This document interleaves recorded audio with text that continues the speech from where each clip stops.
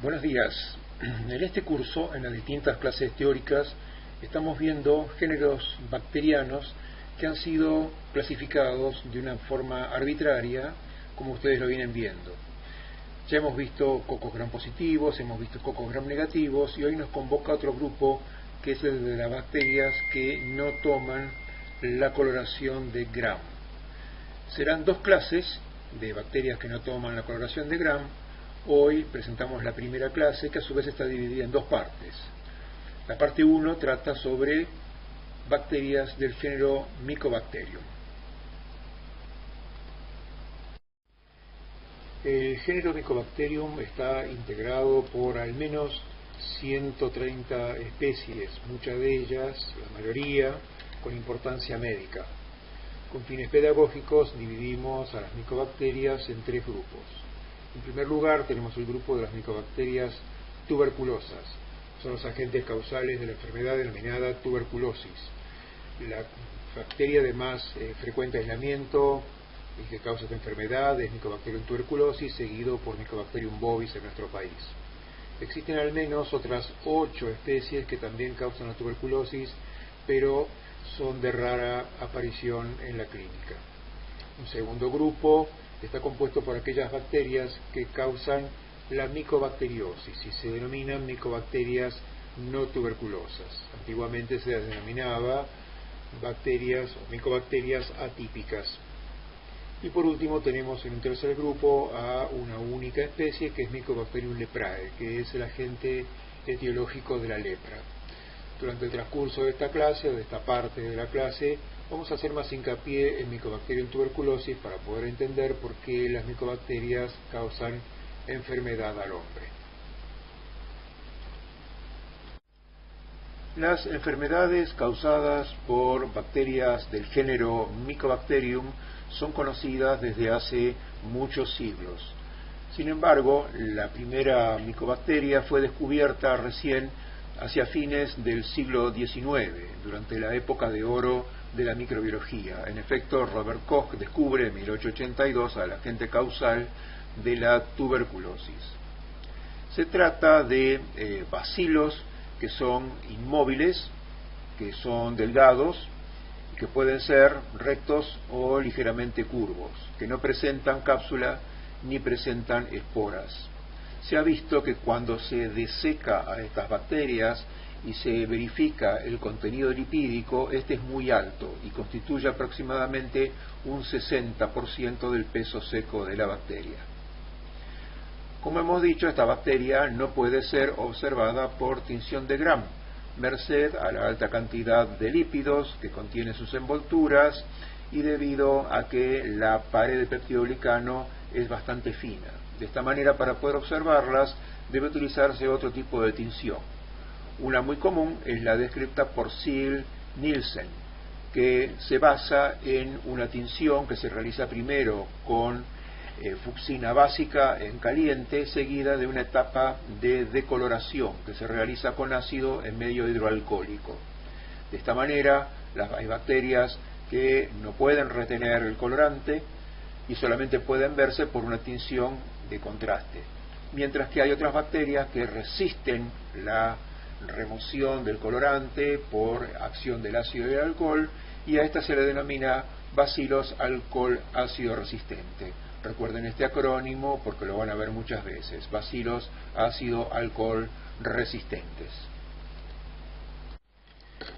Desde el punto de vista fisiológico, digamos que las micobacterias son bacterias aerobias estrictas, necesitan oxígeno para su desarrollo y son bacterias de crecimiento lento. Tienen un tiempo medio de generación que se estima alrededor de las 12 a 24 horas, es decir, se necesitan entre 12 y 24 horas para producir una replicación. Las micobacterias más patógenas, especialmente las tuberculosas, desarrollan mejor a la temperatura corporal del huésped, esto es 37 grados centígrados. Las micobacterias no tuberculosas en general tienen la tendencia a desarrollar mejor a temperaturas más bajas, alrededor de los 30 grados centígrados. Estas bacterias pueden ser cultivadas en el laboratorio en medios como el de Lowenstein-Jensen o el de Stone Brink. Son medios que no tienen gran cantidad de nutrientes, son medios de componentes sencillos, pero que llevan necesariamente un inhibidor del crecimiento de otras bacterias que pueden estar contaminando el cultivo. Ustedes piensen que para poder ver la aparición de una colonia de micobacterias en un cultivo, como estas que ustedes están viendo acá en estas fotos, tienen que esperar al menos 3 semanas. No antes de 3 semanas van a ver desarrollo de una micobacteria tuberculosa. Sí pueden ver al cabo de 10 o 12 días desarrollo de una micobacteria no tuberculosa. Una vez que se produce el desarrollo, es necesario poder conocer de qué especie se trata, y para eso existen distintas pruebas bioquímicas como la de la niacina, la ureasa, reducción de nitratos y otras.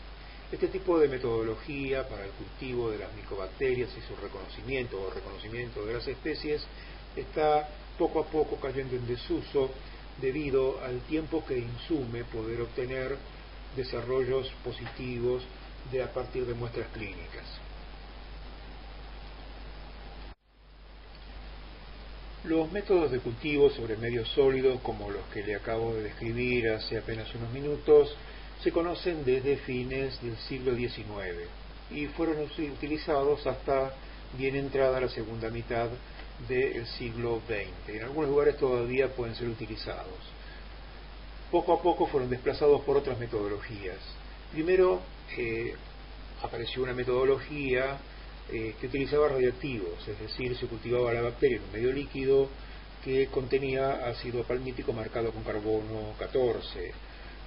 Cuando se producía la digestión del palmítico por las micobacterias, se liberaba dióxido de carbono marcado con carbono 14, que era detectado por un detector de radiación gamma. Pero este tipo de método ya se ha dejado de utilizar porque, bueno, el uso de radioactivos se trata de evitar por la contaminación ambiental con radioactivos que genera la disposición de todos los materiales que ya no se utilizan. Otro método que apareció en los años segunda mitad del siglo XX, ya hacia los años 80, es el método fluorométrico. El equipo más comúnmente usado es el equipo, el Bactec MGIT 960. Para utilizar esta metodología con las micobacterias, lo que se hace es un cultivo en medio líquido, en tubos con medio líquido, que contiene una sustancia que en presencia del oxígeno está oxidada, y cuando se hace incidir luz ultravioleta sobre estos cultivos no generan fluorescencia. Pero cuando la bacteria desarrolla, y cuando desarrolla lo hace consumiendo el oxígeno, al sustraer el oxígeno del medio, esta sustancia que estaba en estado oxidado pasa a estado reducido, y ahora sí, al incidir sobre esta sustancia en la luz ultravioleta, se genera fluorescencia, y mediante la detección de esta fluorescencia que se puede percibir entonces el crecimiento de las micobacterias. Obviamente existe en el medio de cultivo un inhibidor de otros microorganismos que no son las micobacterias, y por eso puede decirse que cuando hay fluorescencia lo que ha desarrollado son las micobacterias. Este método es bastante utilizado ahora ya para la clínica, para el diagnóstico.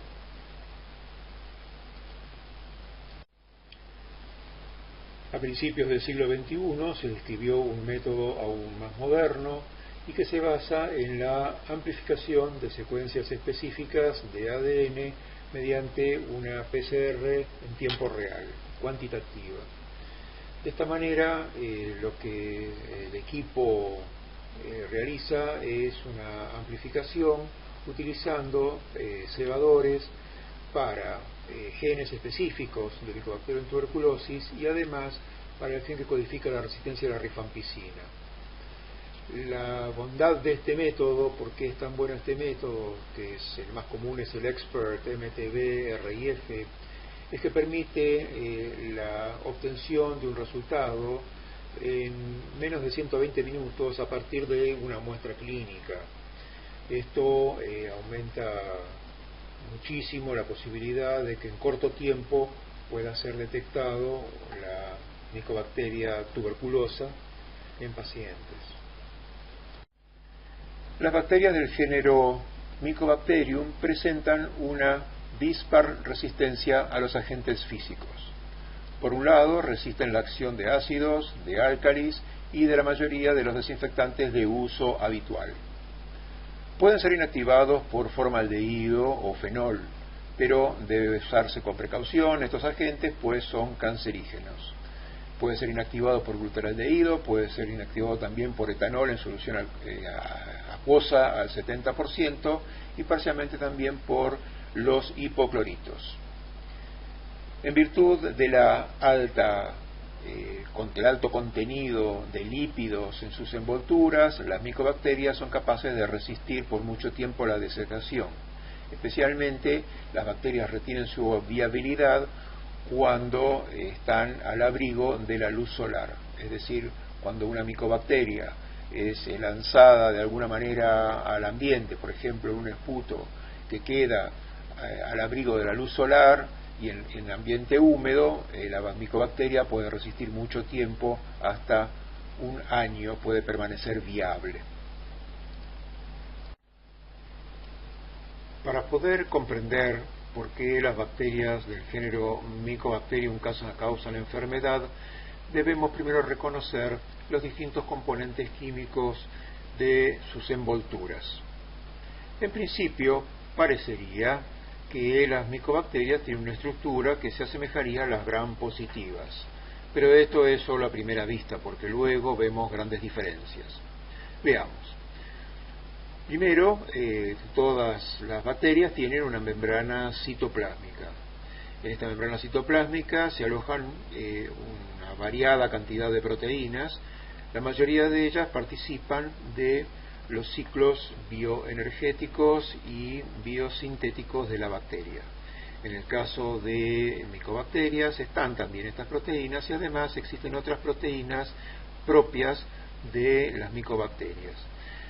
Pueden extraerse estas proteínas y esto constituye una preparación que de las siglas del acrónimo en inglés PPD, por Purified Protein Derivative.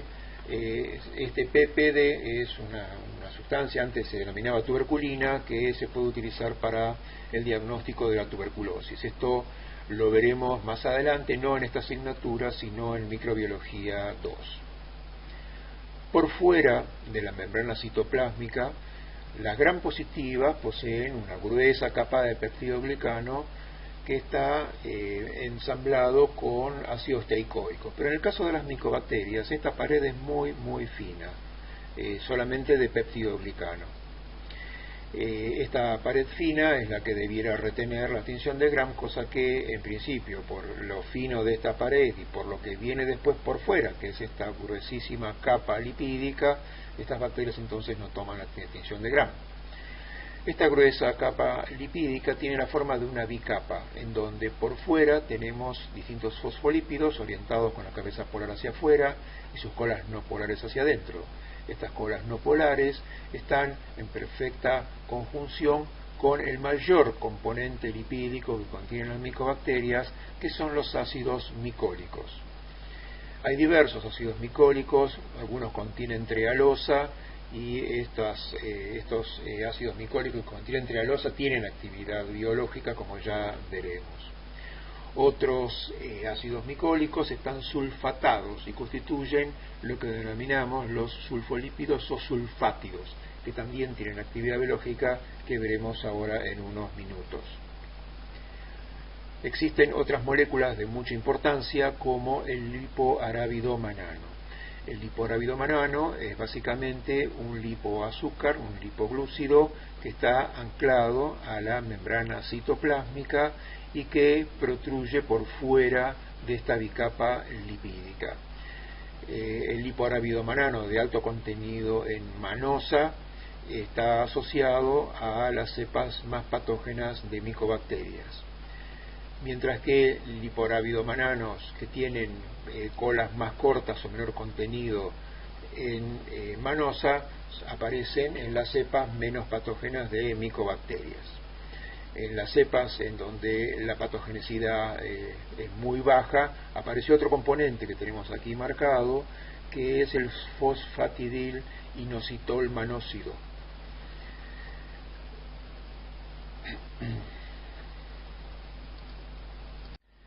Ya hemos descrito los distintos componentes de las envolturas de las micobacterias. Veamos ahora qué ocurre cuando la micobacteria interacciona con las células del huésped. En principio, las micobacterias patógenas tienen lipoarábido manano. Este lipoarábido manano funciona como una PAMP, es decir, un patrón molecular asociado a la patogénesis. Los lipoarábidomananos, el lipoarábido manano interacciona con diversos receptores. Cuando se trata de los receptores TLR o Toll-like receptors, específicamente con el TLR2, lo que se produce es una cascada de señalización. Esta cascada de señalización, que está mediada por el factor NF-κB, tiene acción sobre distintos vectores en el núcleo de la célula. En este caso, las células son los macrófagos. Producto de esta señal que se dispara, se produce por parte de los macrófagos la producción de citoquinas, quimioquinas y otros factores. Estos factores en general son los que producen reclutamiento de células, específicamente más macrófagos, y también son proinflamatorios. Por otra parte, cuando el LAM impacta sobre los receptores endocíticos, lo que se produce es la invaginación de la membrana citoplásmica de los macrófagos y la formación de un endosoma, en donde va a quedar alojada la bacteria. Por otra parte, existen otros receptores. Algunos de ellos son secretados, pero una vez que se unen al lipoarábido manano, son recapturados y producen la aparición de moléculas de superficie como MASP1, MASP2, que son las que producen la activación del sistema del complemento. Debe hacerse mención que la patogenicidad de distintas cepas de Mycobacterium tuberculosis y la patogenicidad de otras micobacterias no tuberculosas tiene relación con el tipo de arábido manano presente. Cuando el lipoarábido manano es rico en manosa, a esto se lo conoce como el MAN-LAM, en general ustedes van a ver que la actividad que tiene, contra la que pudiera creerse, es más antiinflamatorio. Inhibe la producción de factor de necrosis tumoral alfa y de interleuquina 12. De esta manera, al no generar una respuesta inflamatoria manifiesta, no despierta algunos de los mecanismos de la inmunidad innata. Al mismo tiempo es antiapoptótico, por lo cual, cuando se produce la incorporación de la bacteria dentro del endosoma, se evita que la misma célula dispare un mecanismo de apoptosis con su muerte. Y esto ocurre básicamente en las micobacterias más patógenas. En otras micobacterias lo que se observa es que el lipoarábido manano básicamente tiene alto contenido de fosfatidil inositol y cadenas más cortas. Y en este caso lo que se ve es que este lipoarábido manano con fosfatidil inositol, también llamado PI-LAM, tiene más actividad inflamatoria.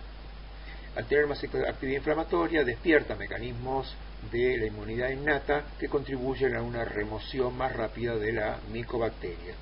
Existen algunas micobacterias en donde directamente no existe, existe el lipoarábido manano, pero que no tiene directamente restos de manosa ni de fosfatidil inositol.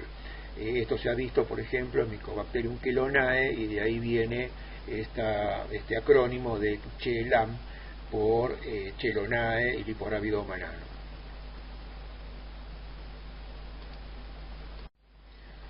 Normalmente, cuando se produce la ingestión por parte de un macrófago de una bacteria, otras bacterias distintas de las micobacterias, lo que ocurre es que la bacteria va a quedar alojada dentro del fagosoma y luego, por interacción entre una proteína que se encuentra en la membrana fagosomal, que es la PI3P, esta proteína va a interaccionar con su receptor, que es la EEA1 o antígeno endosomal específico. Cuando se produce este reconocimiento, se fusionan los lisosomas con el fagosoma y se va a formar el fagolisosoma. Cuando esto ocurre, se acidifica mucho el contenido del fagosoma, a la vez que las enzimas lisosomales, que son volcadas dentro del fagosoma, digieren entonces a la bacteria. Pero en el caso de las micobacterias esto no ocurre así. Por acción de los sulfátidos que están presentes como ya les mencioné antes, en las envolturas, estos sulfátidos, cuando la bacteria se encuentra dentro del fagosoma, estos sulfátidos interaccionan con la membrana fagosomal. Tienen que pensar ustedes que tanto las membranas como las envolturas de las micobacterias están en una suerte de estado como de semilíquido, y entonces hay intercambio lipídico entre las envolturas de las micobacterias y la membrana fagosomal. De esta manera estos sulfátidos pasan a la membrana fagosomal y le cambian su fluidez. De esta manera cambian la orientación de la presencia de la molécula PI3P, que ya no puede ser reconocida por el antígeno endosomal específico. De esta manera se inhibe la fusión de los lisosomas con el fagosoma, y de esta manera entonces el fagolisosoma no se puede formar. Como no se puede formar, no aumenta el tenor oxidativo dentro del fagosoma, no se vuelcan las enzimas lisosomales y por lo tanto la bacteria no es digerida. Si algún lisosoma pudiera llegar a fusionarse y algunos de los componentes de un lisosoma llegaran dentro del fagosoma, es decir, que tendieran a aumentar levemente la acidez o el tenor oxidativo, esta acidez va a ser neutralizada por amoníaco que produce la micobacteria. Esta micobacteria contiene ureasa, arginasa, glutaminasa, asparaginasa, que son capaces de degradar las distintas moléculas sobre las que actúa, urea, arginina, glutamina o asparagina, liberando amoníaco. Este amoníaco neutraliza el ácido y de esta manera la bacteria se asegura de permanecer dentro del fagosoma inalterada, donde luego se va a replicar. De esta manera, y con un tiempo de generación que la bacteria tiene que es muy prolongado, la bacteria se va replicando hasta que por efecto mecánico va a destruir el fagosoma primero, y posteriormente, cuando la masa bacteriana es suficientemente grande, va a destruir la membrana citoplásmica del macrófago, escapando de esta célula muerta y quedando lista para infectar otras células circundantes que fueron atraídas por la acción de este liporavidamano, que había disparado las cadenas de señalización y había generado la presencia de citoquinas y de quimioquinas.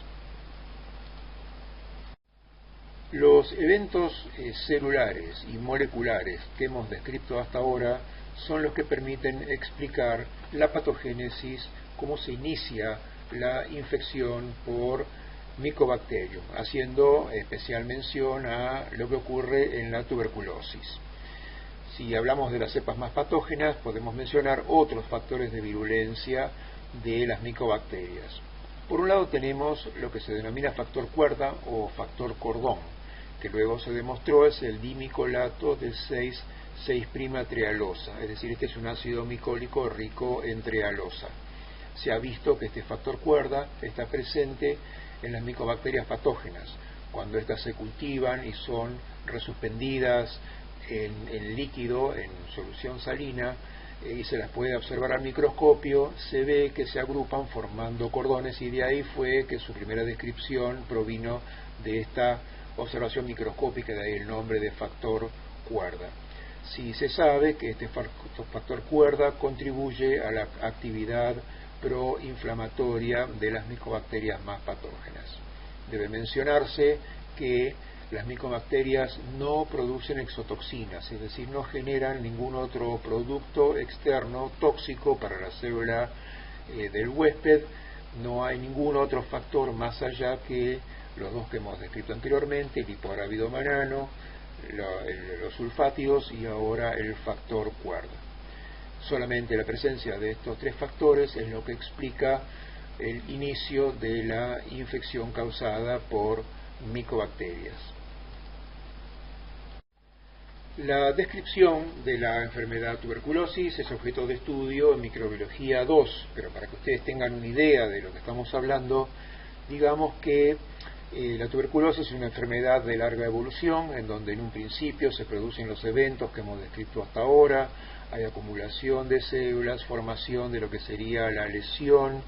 Mientras esto ocurre, el sistema inmune prácticamente no ignora que está presente el microorganismo, y por esto que esta enfermedad es una enfermedad de larga evolución.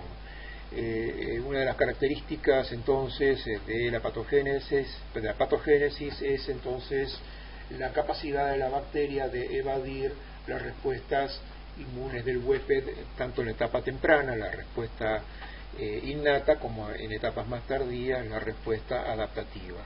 Cuando el huésped, por último, genera una respuesta inmune, lo que se observa es que esta respuesta inmune, por un lado, propende a la erradicación del microorganismo, pero por otro lado, esta respuesta daña también al mismo huésped. Esta respuesta adaptativa se está dando contra los antígenos micobacterianos, básicamente, y durante la enfermedad se produce una hipersensibilidad de tipo 4, es decir, hipersensibilidad retardada. De esta manera, digamos que la acción del sistema inmune del huésped cumple un rol fundamental en lo que es esta enfermedad de larga evolución. Cuando estudiemos en profundidad la enfermedad de tuberculosis, veremos que durante la misma el huésped genera respuestas inmunes adaptativas de distinto tipo, entre las que podemos contar la TH1, la TH2 y la TH17. Estas respuestas están en un equilibrio. Este equilibrio depende del entorno de citoquinas que tienen los macrófagos en el sitio donde se está produciendo la infección. Cuando existe predominio de una respuesta TH1, este entorno es rico en interferón gamma y en interleuquina 12, y esto lo que representa es la inmunidad defensiva. Cuando esto ocurre, los macrófagos se activan y los macrófagos pueden dar muerte a los microorganismos. Esto es lo que debiera pasar y es lo que generalmente ocurre en el huésped sano. Pero también puede ocurrir que haya un predominio de una respuesta TH2. Cuando hay predominio de una respuesta TH2, en general el entorno es rico en interleuquina 4 e interleuquina 10. Cuando esto ocurre, la respuesta va hacia la cooperación TB y hacia la producción de anticuerpos. Los anticuerpos durante la tuberculosis no juegan rol alguno, no participan de las defensas y al contrario pueden llegar a participar del daño de tejidos. Por otro lado, tiene que haber un equilibrio entre la respuesta protectiva, que ya dijimos que es la TH1, y la respuesta TH17, que es más una reacción una reacción de hipersensibilidad. Cuando predomina la respuesta TH17 en el entorno donde están las células, hay mayor cantidad de factor de crecimiento de tejidos beta y mayor cantidad de interleuquina 6 y de interleuquina 23. Cuando esto ocurre, tenemos mayor fenómeno de hipersensibilidad que se caracteriza por mayor daño de la lesión. Las tres respuestas son importantes, las tres tienen que ocurrir, pero tienen que ocurrir de manera balanceada, en donde tiene que haber un predominio de la TH1 para asegurar la erradicación del microorganismo. Simplemente para ilustrar el motivo por el cual estudiamos micobacterias y estudiamos a Mycobacterium tuberculosis, veamos algunas cifras estadísticas. Primero digamos que la enfermedad es una enfermedad crónica que está diseminada en todo el mundo. En todo lugar donde hay humanos puede estar o va a estar la enfermedad. Tenemos una incidencia anual que oscila entre los 8 y 12 millones de casos nuevos por año, con una prevalencia que necesariamente tiene que ser mayor porque es una enfermedad de larga evolución y que se estiman aproximadamente 20 millones de casos. en el mundo se registran aproximadamente 3 millones de muertes por año debido a la tuberculosis. Debe hacerse una salvedad, y esto lo vamos a desarrollar mucho más en microdosis, entre lo que significa la enfermedad tuberculosis y la infección por Mycobacterium tuberculosis. Nosotros, en nuestro país, como en todos lados del mundo, hay una tasa, más o menos una tasa conocida, de infección por la micobacteria. De esta manera, muchos de los que vivimos en nuestra sociedad, en Argentina, como también en otras partes del mundo, sufrimos lo que se denomina la primoinfección tuberculosa, en donde nuestra bacteria ingresa al organismo en edad temprana, generalmente en la niñez, inicia un proceso que generalmente es contenido. En algunos huéspedes esto no puede ser contenida, en huéspedes con déficit de aporte calórico o individuos que tienen algún tipo de falla en su inmunidad. Esta enfermedad puede entonces progresar hacia la tuberculosis, pero en la mayoría de los casos, y especialmente en los individuos vacunados, como ocurre en Argentina, esta primoinfección tuberculosa es limitada, y eso hace que muchos de nosotros hayamos sido infectados con Mycobacterium tuberculosis, pero no sufrimos la enfermedad. Por eso que se habla de enfermedad cuando existen los signos y síntomas de la tuberculosis, y de infectados. En Argentina tenemos tuberculosis, se calcula que de acuerdo a los registros debemos tener entre 12.000 y 14.000 nuevos casos por año. Muchos de ellos, más o menos la mitad de ellos, se dan en el área metropolitana de la ciudad de Buenos Aires. Uno de los factores de riesgo más importantes para la tuberculosis en la actualidad es la infección concomitante con el virus de la inmunodeficiencia humana. Las condiciones de hacinamiento también, o sea, mala calidad habitacional, también contribuyen a la transmisión de la enfermedad. En nuestro país, el 99% de los casos de tuberculosis son producidos por Mycobacterium tuberculosis, y un 1% de los casos aproximadamente, especialmente de lo que estamos hablando, de los casos de tuberculosis pulmonar, que es la presentación más frecuente, es causada por otra especie de Mycobacterium, que es Mycobacterium bovis. La transmisión aerógena es la que se da con mayor frecuencia, por eso que la presentación pulmonar es por lejos la forma más frecuente. Debemos tener en consideración que Mycobacterium tuberculosis es un patógeno primario, es decir, le va a causar enfermedad al huésped cuando lo alcance por la puerta de entrada adecuada, en la dosis adecuada, independientemente del estado inmunitario del individuo. Aún para individuos de la población normal, que no tiene ninguna otra condición de base, la dosis infectante es muy pero muy baja, y se estiman aproximadamente 10 microorganismos. Con esto cerramos el tema tuberculosis y pasamos a ver otra enfermedad causada por micobacterias. Hasta el momento veníamos hablando de las micobacterias tuberculosas, es decir, aquellas que causan la tuberculosis. Existen otras micobacterias a las que vamos a denominar no tuberculosas.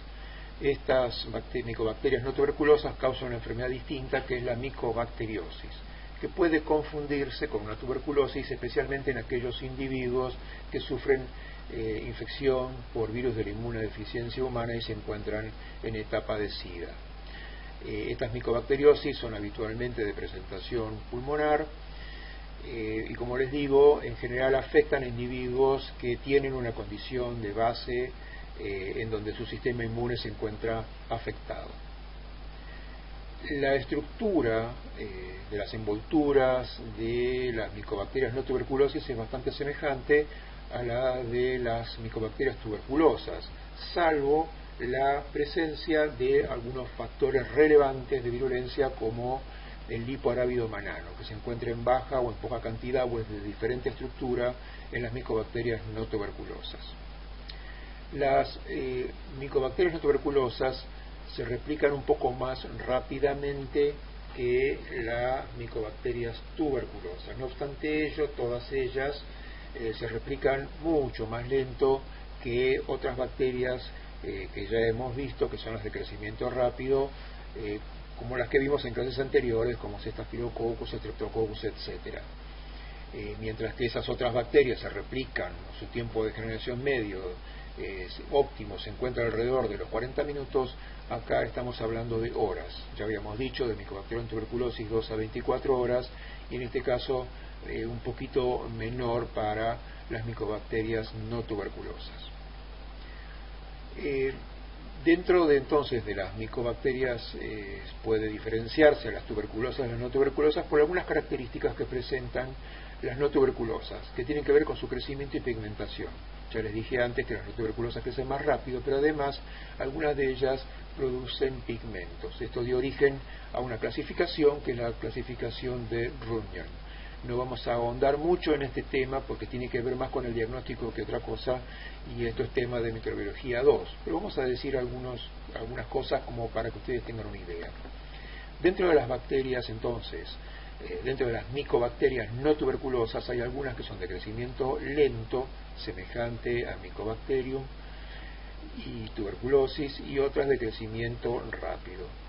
Dentro de las de crecimiento lento existen algunas que son acromógenas, es decir, no producen pigmento alguno,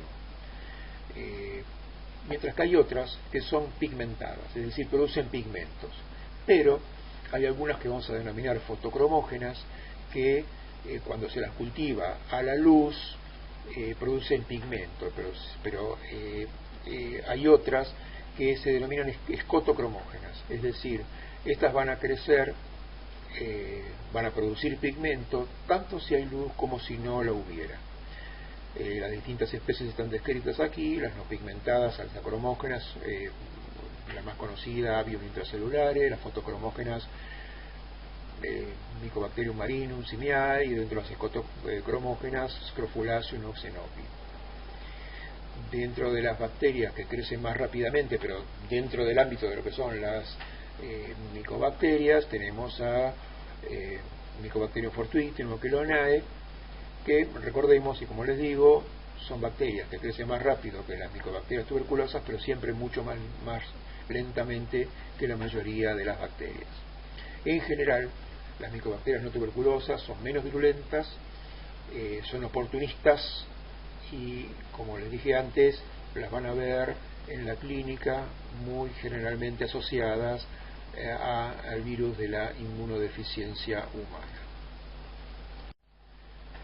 Otra micobacteria que tiene alta importancia médica es Mycobacterium leprae, que es el agente causal de la lepra. Se trata de un bacilo ácido alcohol resistente que tiene una particularidad diferencial de todas las demás micobacterias, y es que esta no puede crecer en medios de cultivo, es decir, no se la puede cultivar, no se la puede aislar en el laboratorio. La lepra, les doy algunos datos de su importancia médica, es una infección crónica que afecta tanto la piel como las mucosas. Es una enfermedad que nosotros la tenemos en Argentina con un periodo de incubación muy alto, y nosotros estamos en el área endémica, puesto que el área endémica incluye el norte de la provincia de Buenos Aires, las provincias de la Mesopotamia, Santa Fe, Chaco, entre otras provincias. Tenemos lepra en Argentina con una incidencia de aproximadamente 400 a 500 nuevos casos por año, con una prevalencia de 1,5 a 2 casos por cada 1000 habitantes en el área endémica. Esto es prevalencia, piensen ustedes que es una enfermedad de muy larga evolución. Las manifestaciones clínicas son variadas, y puede observarse que hay una expresión de la enfermedad que oscila entre dos formas polares. En un extremo tenemos una lepra lepromatosa, que en este caso es una enfermedad en esta forma la enfermedad es más contagiosa, que tiene lesiones que contienen al microorganismo, y una lepra tuberculoide en donde las lesiones no contienen tanto microorganismo, es de más difícil transmisión. Lo mismo que ocurre con la tuberculosis, la inmunidad juega un rol preponderante en esta enfermedad, y podemos ver que la presentación de la enfermedad, el espectro clínico en que podemos ubicar a la enfermedad, va a depender mucho, también como pasa en la tuberculosis, de acuerdo a la inmunidad adaptativa contra Mycobacterium leprae, especialmente lo que denominábamos antes inmunidad mediada por célula, es decir, las respuestas de tipo TH1.